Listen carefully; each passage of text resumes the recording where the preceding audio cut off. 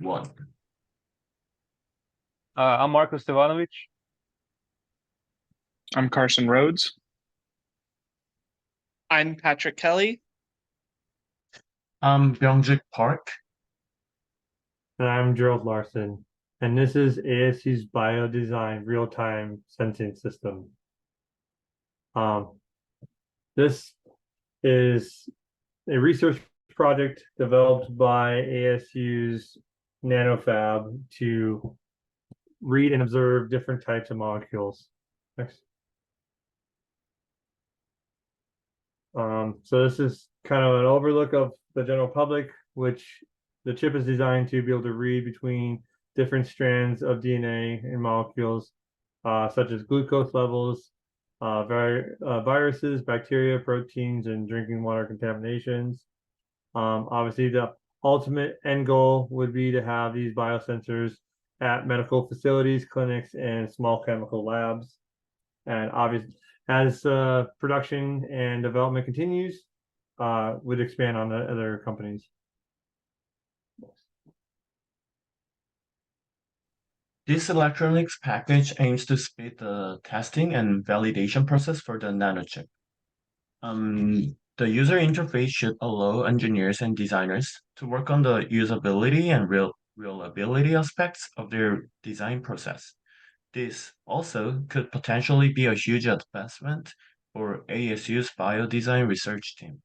The ability to interface directly with the biochip could be the next step to improving the design and moving it to its intended use. So for us, for success, our benchmark is we want to get about 80% of our range of different values that we can get out. And once we achieve that, we will design and figure out how to package our PCB with all the different electronic components so that way it could be printed and assembled. Next. So there's a couple of technical constraints that need to be overcome. So the first one is that there's a high resistance variation that the chip can produce anywhere between 1 kilo ohm and 10 gigaohms.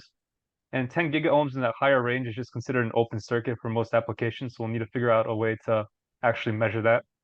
Another constraint is that any voltage above around 1 volt will break any biological molecules in the chip. So we have to make sure there's no voltage spikes above around 1 volt.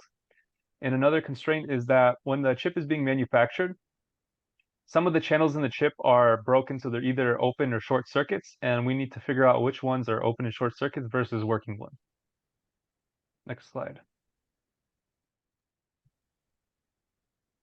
So for our team of 5, we are initially going to do the just design process in 3 different teams. Gerald and Marco are going to be handling microcontroller selection, analog design.